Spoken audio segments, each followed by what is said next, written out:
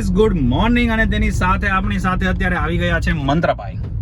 જી હા, ઇમરજન્સીમાં ભાઈ કાર લઈને આવવું પડેલું છે, મતલબ સાથે જવું પડે છે. એ અને પ્રિયંકા પણ સાથે જ છે. ક્યાં જઈ રહ્યા છીએ? તો ભાઈ હોસ્પિટલે જઈ રહ્યા છે. કાલે ભાઈ ગણપતિનું દર્શન કરવા ગયેલા હતા.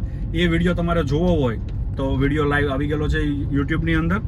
ઘણું સારું ડેકોરેશન ને એ બધું છે. ને તેની સાથે ભાઈ મંત્ર કે જેની હું વાત કરતો હતો, નોર્મલ ગરમ કાલ રાત્રે લાગતો હતો, પણ એટલો બધો તાવ ને એવું કંઈ નહોતું. નોર્મલ બોડી કેમ ગરમ હોય એવું લાગતું હતું. અને સાથે એન્ડ ટાઈમ પર જ્યારે અમે નીકળવાના હતા ત્યારે ભાઈ બધું કાઢેલું હતું, ખાધેલું. એટલે પછી આજે એમ થયું કે ભાઈ અત્યારે પણ શરીર થોડુંક ગરમ હતું તો બતાવી દઈએ, અને જે એને લાગતી દવા વગેરે જે હોય તે શરૂ થઈ જાય તો તાવ વધારે ના આવે. બરાબર ને મંત્ર? હા, જો એનો અવાજ પણ બેસી ગયો છે ભાઈની. હવા પાછી ઓછી નથી થતી, એમ વાત છે. હવે ચાલો જઈએ હોસ્પિટલ અને ડોક્ટર શું કહે છે એ જોઈ લઈએ. અને વરસાદ નેક્સ્ટ લેવલ. વરસાદમાં મજા આવે? હે, તને શું ખબર પડે વરસાદમાં? હે, તમે બધા કોમેન્ટ કરો ભાઈ, વરસાદમાં તમને લોકોને મજા આવે કે ના આવે? જે ભાઈ જોબ કે ભાઈ બિઝનેસ વગેરે જે કાંઈ કરે છે એ લોકોને વરસાદ આવવા જવાના ટાઈમે ના આવે, બાકી મજા આવે. બાકી જે ખાવા પીવાના શોખીન છે, ભજીયા ને તે બધું, તે લોકોને તો ભાઈ ખૂબ મજા આવે વરસાદની સિઝનમાં.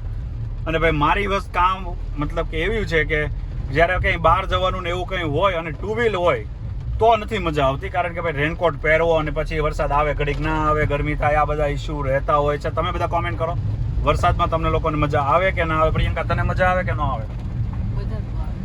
વરસાદમાં મજા જ ન આવે. ચાલો ભાઈ, પ્રિયંકાનું કેવું એવું છે કે ભાઈ વરસાદમાં મજા ના આવે. તમે બધા કોમેન્ટ કરો ફટાફટ. વરસાદ ધમાકેદાર બેટિંગ કરી રહ્યો છે અત્યારે. ટુ વ્હીલર વાળા બધા ધીરે ધીરે રેનકોટ પહેરેલા છે પણ સાઈડમાં, કારણ કે ભાઈ વરસાદ જે આવવાની સ્પીડ છે ને નેક્સ્ટ લેવલ છે. 1 મિનિટ માટે હું વાઇપર બંધ કરીશ ને ત્યાં તમને આઈડિયા આવી જશે. દેખાતું બંધ થઈ જાય. જો આગળનો પિક્ચર જ.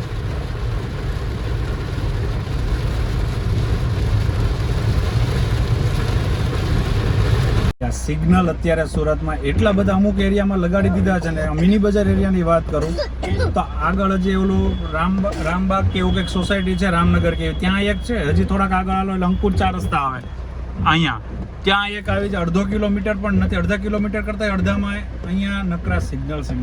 ક્યારેક તો એમ થાય છે કે ભાઈ આ સિગ્નલે તો હવે હેરાન કર્યા છે.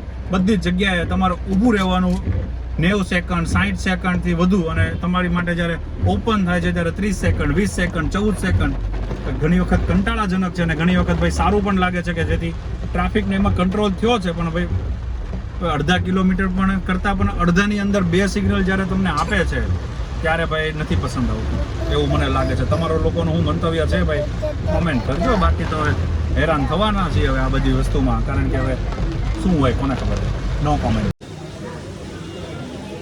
લાઈન તો જો, છોકરાઓને મજા છે અહીંયા હોસ્પિટલમાં. જો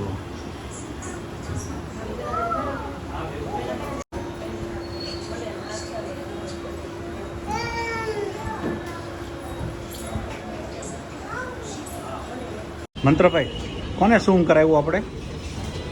હે, તારો વારો આવી ગયો મમ્મીના નામ ઉપરથી. હે, મંતુને શું કરાવ્યું? ભાઈ ચાલો હવે ફાઇનલી ઘરે જઈ રહ્યા છીએ. મેડિકલની દવા તો ભાઈ આપણી ઘરની છે, મતલબ કે મેડિકલ પરથી ને મળી જશે. ફાઇનલી અમે દવાખાનેથી નીકળી ગયા છીએ. શરદી અને થોડી ઘણી ઉધરસ ને એવું આવે છે, નોર્મલ વાયરલ જેવું કીધું છે. અને બીજું વધારે થાય તો પાછું બતાવવા જઈશું. બરાબર ને મંત્ર? શું કરાવવા જવું છે ને પાછું? હા, હવે આ પાડે. કાંઈ નહીં ભાઈ, બાળકોનું ધ્યાન રાખજો. તમારા ઘરમાં પણ નાના બાળકો હોય તો અત્યારે ભાઈ નાના બાળકોને એને વધારે તાવ ને ડેન્ગ્યુની એની બધી અસર છે. અને આમથી ભાઈ દર વખતે મોન્સૂન સિઝનમાં આ ટાઈપનું વાતાવરણ થઈ જ જાય છે કોઈ પણ છોકરાઓને બધાને. એટલે થોડુંક રહેશે ભાઈ. મને ખીજાણો, પાણી પીતો તો ઊભો રહે. કોને કહો છો ભાઈ? અત્યારે જસ્ટ ઓફિસથી ઘરે આવ્યો છું અને હવે જઈ રહ્યો છું ભાઈ મારા સાળીના ઘરે. ભાઈ કંઈક પ્રિયંકા ખાટલી વર્ક માટેની કંઈક ખાટલી લઈને આવેલી હતી, તો હવે તેને દેવા જવાનું છે ને 1-2 કામ છે ને પછી મિટિંગમાં જવું છે. એટલે ગાડીની જરૂર પડશે ને ગાડીમાં જ આવે એમ નથી, 4 વ્હીલમાં. એક્ટિવાથી આવે એમ નથી, તો જલ્દીથી આપણે પહેલે ત્યાં પહોંચાડી દઈએ અને પછી પાછા ઘરે જઈએ. ને અહીંયા રહ્યા અમારા બિલ્ડિંગના ગણપતિ. ડેકોરેશન જોઈ લે ભાઈ, નેક્સ્ટ લેવલનું. જય ગણપતિ બાપા. અત્યારે આપણે ઘરે ચાલો ભાઈ ફાઇનલી આપણે અત્યારે ઘરે આવી ગયા છીએ અને હવે બસ ઉપર જાઓ છો ને મંત્રને બધા શું કરે છે ને ઘડીક રમાડીએ ને એવું કંઈક કરી. બોલો પહેલ બેન, અમે તમારા ભાઈ થાવી તો કેમ પાર્થભાઈ કરો? હે કરીશ હવે? ના તો ગાંડિયા ભાઈ આવ્યા. હાલો ભાઈ દવા પી લ્યો.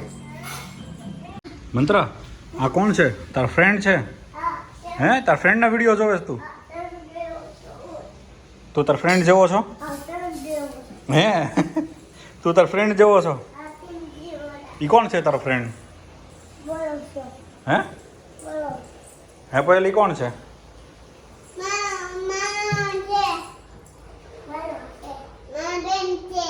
હે હું આવ્યું? હે મન તો શું આવ્યું? 101.2 તો તાવ આવ્યો? તાવ આવ્યો? કેટલી કલાકથી દવા પાઈ એનું? ઓય છે તાવ આવતો હોય એવું લાગે છે કઈ?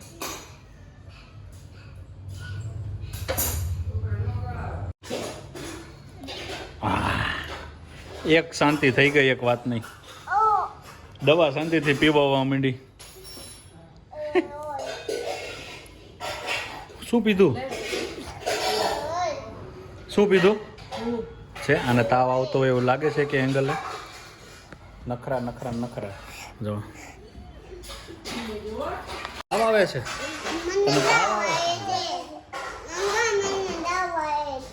બે આજુબાજુ લાગી ગયા છે, હેરાન કરવા બેઠા છે.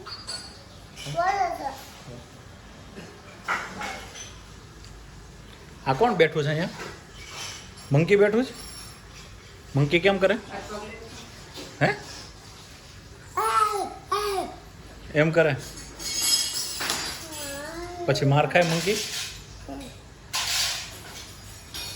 આપણે તો ફાઇનલી રેડી થઈ ગયેલા છીએ અને હવે બસ મંત્રભાઈ અને પ્રિયંકાને પ્રિયંકા બી ઓલમોસ્ટ રેડી થઈ ગયા છે અને મંત્ર હવે કપડાં બદલે એટલે થોડાક ટાઈમની અંદર ભાઈ આપણે જે અમારા પરિવારની મિટિંગ હોય છે દર મહિનાના છેલ્લા શનિવારે એક સભ્યના ઘરે મિટિંગ હોય છે, એ બાને ભાઈ બધા ત્યાં એક સાથે મળી જાય ને એ ટાઈપનું આયોજન ઘણા ટાઈમથી મતલબ ઘણા વર્ષોથી ચાલે છે. અને આજે તો પાછું ભાઈ દિવાળીનું પ્લાનિંગ થવાનું છે એટલા માટે તો ઓર મજા આવશે.